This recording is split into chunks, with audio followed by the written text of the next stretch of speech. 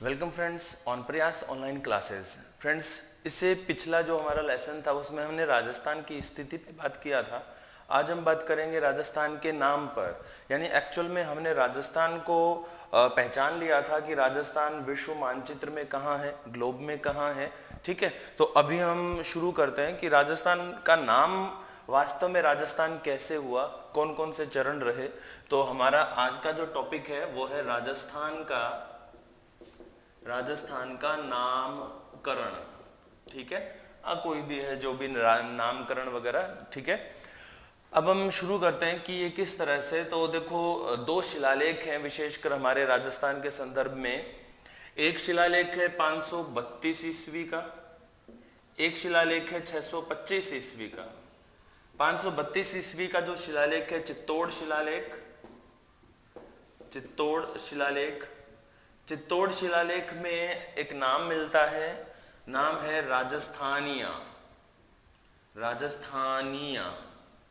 ठीक है, और एक 625 ईस्वी का शिलालेख है और ये है बसंतगढ़ सिरोही का शिलालेख है। बसंतगढ़ सिरोही का जो शिलालेख है, यहाँ पे हमें मिलता है राजस्थानिया आदित्य। ठीक है, तो ये शिलालेख है। बट एक बात याद रखना, ये जो दोनों शिलालेख हैं, इन दोनों में ये जो नाम मिलते हैं राजस्थानिया या राजस्थानियादित्य है, ठीक है, ये एक्चुअल में कहीं ये प्रमाण नहीं है कि ये नाम किसके संदर्भ में यूज हुए हैं। ठीक है, जैसे इसका शाब्दिक अर्थ लेके चले राजस्थानियादित्य, तो इसका शाब्दिक अर्थ होता है राजस्थान का आदित्य। ठीक है, यानी राजस्थान तो है, आदित्य कोई और है, बट पर्टिकुलर इसका प्रमाण नहीं मिलता है कि ये नाम इन शिलालेखों में किसके संदर्भ में मिलते हैं, यानी किन के लिए इनका प्रयोग हुआ है। ओके, अब हम बात करते हैं राजस्थान के जो प्रचलित नाम रहे हैं शिलालेखों के अलावा। एक नाम मिला है राजस्थान के लिए मरुकांतर, जिसका शाब्दिक अर्थ होता है चारों ओर मरुस्थल। ये इसका शाब्दिक अर्थ हो गया। अब मरुकांतर जो शब्द का प्रयोग किया है, कहाँ किसने किया है, कहाँ हुआ है, तो ये वाल्मीकि ने किया है अपनी रामायण में, है ना। ये ध्यान रखना, वाल्मीकि ने अपने रामायण में। ओके, तो ये वर्ड हो गया हमारा मरुकांतर। ठीक है, अब क्या हुआ कि हमारे यहाँ मरुस्थल था। ये मान लीजिए हमारा पश्चिमी राजस्थान है और ये चारों ओर क्या है, मरुस्थल है, राइट ना। ठीक है, अब इस मरुस्थल में, जो कि थार का मरुस्थल कहलाता है, वर्तमान में एक जनजाति रहा करती थी। कभी जनजाति का नाम हुआ करता था थारू जनजाति। इस थारू जनजाति के नाम पर ही ये जो पूरा एरिया था क्या कहलाता था, थार कहलाता था। पूरा एरिया क्या कहलाता था, थार। ठीक है, अब थारू वर्तमान में यहाँ नहीं रहते हैं, थारू यहाँ से चले गए हैं, अभी वो उत्तराखंड में रह रहे हैं, उत्तराखंड में निवास करते हैं। अब थारू यहाँ से क्यों गए, तो यहाँ पर कौन आते हैं, राजपूत शासकों का उदय होता है, राजपूतों का उदय होता है, और राजपूत आकर इस पूरे राजस्थान क्षेत्र पर, विशेषकर मारवाड़, मेवाड़ और ये जो गंगानगर, हनुमानगढ़, गग्गर प्रदेश है, यहाँ पर आकर अपना शासन जमाते हैं, थारुओं को यहाँ से खदेड़ देते हैं। और ऐसे में जब राजा, यानी कि राजपूताना काल में राजा यहाँ जब शासन करने लगे, तो उन्होंने अपने दरबार में दो जातियों को स्थान दिया। उनमें से एक रहे चारण, एक रहे भाट। चारण राजपूत शासकों के मित्र रहे हैं, ठीक है, और चारणों ने राजपूत राजाओं पे इतिहास लिखा है, उनकी गाथाओं को लिखा है। ओके, जब चारण अपने साहित्य लिखते थे, ठीक है, तब राजस्थान के लिए एक वर्ड यूज करते थे, रजवाड़ा। ठीक है, ये ध्यान रखना, तब एक वर्ड यूज करते थे, रजवाड़ा। भाट जो हुआ करते थे वो वंशावली गाया करते थे, मतलब गीतों के माध्यम से राजपूत शासकों की वंशावली को पढ़ा करते थे, बताया करते थे कि आप कहाँ से निकले हैं, ये वो सब जो भी है। ठीक है, तो ये तो बात हो गई इस जो हम बात कर रहे हैं चारण जाति से संबंधित। बात करते हैं हम अपने रजवाड़ा, यानी चारण जाति ने रजवाड़ा कह दिया, उसके बाद की बात करते हैं। तो देखो, जब राजपूत शासकों का यहाँ उदय हो गया, राजपूतों ने यहाँ पे अपनी छाप छोड़ दी, शासन कायम कर लिया, तब दो विशेष व्यक्तियों के नाम आते हैं राजस्थान के नाम के संदर्भ में। एक है जिसे हम कहते हैं मुहणोत नैणसी, ठीक है, और एक है वीरभान। वीरभान, मुहणोत नैणसी जो है, मुहणोत नैणसी ने एक ग्रंथ लिखा, आप जानते हैं नैणसीरी ख्यात, और वीरभान ने एक ग्रंथ लिखा राजरूपक, ठीक है, ये ध्यान रखना। ये जो ग्रंथ है मुहणोत नैणसी वाले और वीरभान राजरूपक वाले, जब इनकी बात आती है, ठीक है, इनकी बात आती है, तो इन दोनों ने एक शब्द यूज करा, राजस्थान, ठीक है, ये ध्यान रखना। राजस्थान, ये तान, राज वही जो मतलब रजवाड़े हैं उनसे संबंधित है, स्थान रहने का निवास है, ये राजस्थान या राजस्थान, ठीक है, ये शब्द यूज किया। लेकिन एक बात याद रखना, ये जो राजस्थान या राजस्थान जो शब्द यूज किया था ना, इन दोनों व्यक्तियों ने संपूर्ण राजस्थान के लिए नहीं किया था। ये सबसे खास है इसमें, संपूर्ण राजस्थान के लिए ये नाम यूज नहीं किया था। तब आप बताइए, कमेंट में बताएं कि ये जो शब्द है उन्होंने राजस्थान के किस भाग के संदर्भ में किया था, ठीक है, कमेंट में आप हमें जरूर बताएंगे इसे।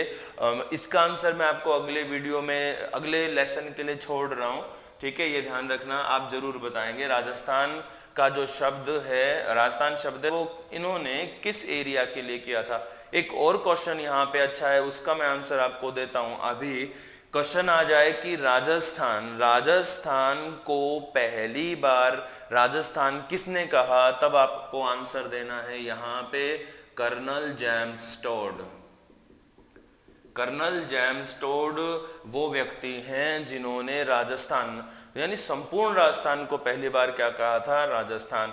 इसके बाद की हम बात करते हैं तो इसके बाद आ जाते हैं अंग्रेज। भारत में अंग्रेज आ गए हैं, ठीक है। अब अंग्रेज आए तो अंग्रेजों के साथ इतिहासकार भी आ रहे हैं, उनके जो सैनिक हैं, सैनिक इतिहासकार हैं, वो भी आ रहे हैं। इन्हीं में एक नाम निकल कर आता है सामने, जॉर्ज थॉमस। जॉर्ज थॉमस, ठीक है। जॉर्ज थॉमस ने सन 1800 ईस्वी में, जॉर्ज थॉमस ने सन 1800 ईस्वी में राजस्थान को एक नाम दिया, राजपूताना, ठीक है। राजपूताना का शाब्दिक अर्थ वही है, क्या है राजपूताना का शाब्दिक अर्थ है कि राजाओं के रहने का स्थान, ठीक है, राजाओं के रहने की जगह, सन 1800 में। अब एक बात बताइए, इस जॉर्ज थॉमस ने राजस्थान को 1800 में राजपूताना कहा था, इसके प्रमाण हमें कब मिलते हैं, इसके प्रमाण हमें कब मिलते हैं, तो इसके प्रमाण हमें मिलेंगे 1805 ईस्वी में, ठीक है। 1805 ईस्वी में इसके प्रमाण मिलते हैं। ये कहाँ मिलते हैं, तो ये जो हमारे जॉर्ज थॉमस है ना, इनके एक फ्रेंड हैं, मतलब कि मित्र हैं, ठीक है, मित्रों एक परिचित सा शब्द बना दिया है मोदी जी ने, मित्रों। तो मित्रों, मैं अभी आपको मित्रों बोलता हूं, तो मित्रों इन जॉर्ज थॉमस के एक मित्र थे विलियम फ्रैंकलिन, ठीक है, विलियम फ्रैंकलिन, ओके। तो विलियम फ्रैंकलिन ने अपने मित्र पर एक बुक लिखी, ठीक है। बुक का नाम था the military memoirs of mister George Thomas. ये बुक लिखी, the military memoirs of mister George Thomas. और ना इन्होंने अपनी इस बुक में, ओके, अपनी इस बुक में उन्होंने क्या कहा, इन्होंने ये बताया कि 1800 में मेरे दोस्त ने राजस्थान को पहली बार क्या कहा था, राजपूताना कहा था। ये आपको ध्यान रखना है, ओके। इसके बाद नई चीजें आ जाती हैं, और भाई घोड़े वाले बाबा के नाम से कौन फेमस है, ये सभी जानते हैं, क्वेश्चन पूछने की भी जरूरत नहीं है। कर्नल जेम्स टोड, ठीक है ना। तो कर्नल जेम्स टोड 1829 ईस्वी में, ठीक है, एक बुक लिखते हैं। बुक का नाम है the annals and antiquities, the annals and antiquities of Rajasthan. ये जो बुक लिखी है ना इन्होंने, annals and antiquities of Rajasthan, इस बुक में उन्होंने संपूर्ण राजस्थान को प्रथम बार क्या कहा था, राजस्थान, ठीक है, ये ध्यान रखना। तो the annals and antiquities of Rajasthan, और राजस्थान नाम हमें 1829 में मिल गया, ठीक है। अब एक चीज यहां पे आती है कि ये जो इनकी पुस्तक है, इस पुस्तक का एक और नाम क्या है, तो पुस्तक का एक नाम है, वो मैं बता देता हूं, the central and western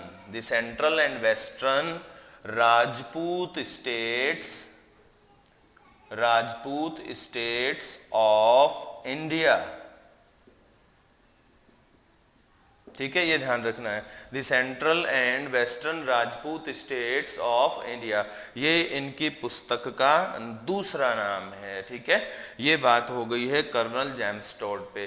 colonel James toad ने ये इस बुक के वॉल्यूम लिखे थे, इससे पहले भी इसके बाद भी, बट वो हिस्ट्री वाली बात है, हमें ज्योग्राफी में राजस्थान के नाम पर चर्चा करनी है, ठीक है। अब एक बात और खास बताऊं आपको कि कर्नल जेम्स टोड ने बुक से पहले कुछ लेख लिपिबद्ध किए थे, कुछ लेखों को लिखा था, तो वो जो लेख थे उनमें राजस्थान के लिए उन्होंने कुछ शब्द यूज किए हैं, जैसे कि रजवाड़ा, रायथान, ठीक है, ये नाम भी यूज किए हैं। तो कर्नल जेम्स टोड ये वो व्यक्ति हैं जिन्होंने राजस्थान के लिए रजवाड़ा या रायथान शब्द का यूज किया था, ओके, ये ध्यान रखना है आपको। ये तो बात हो गई है राजस्थान के नाम को लेकर आजादी से पहले की। आजादी के बाद किसकी आजादी, भारतीय आजादी के बाद राजस्थान को राजस्थान नाम कब मिला, या यूं कहें कि राजस्थान शब्द का प्रयोग कब हुआ, आजादी के बाद पहली बार, इस पर हम बात करते हैं।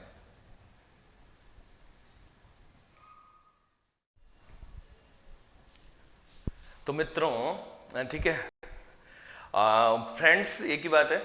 तो मित्रों, हम बात कर रहे थे आजादी के बाद कि राजस्थान को राजस्थान शब्द से पहली बार कब बुलाया गया, तो राजस्थान एकीकरण के समय बात चल रही थी, राजस्थान एकीकरण की, और राजस्थान एकीकरण का जब दूसरा चरण आया, ठीक है, दूसरे चरण में 25 मार्च 1948 को राजस्थान संघ बनाया गया, ठीक है। और इस 25 मार्च 1948 को राजस्थान संघ के समय, ये आजादी के बाद प्रथम बार, ये ध्यान रखना, आजादी के बाद प्रथम बार है, आजादी के बाद प्रथम बार, ठीक है, आजादी के बाद प्रथम बार 25 मार्च 1948 को राजस्थान संघ में राजस्थान शब्द का प्रयोग किया गया। अब एक लास्ट क्वेश्चन इस पे राजस्थान के नाम पर बन जाता है कि राजस्थान को संवैधानिक रूप से या अधिकृत रूप से राजस्थान नाम कब मिला, तो 26 जनवरी 1950 को जब भारतीय संविधान लागू हुआ, तब उसी समय सत्यनारायण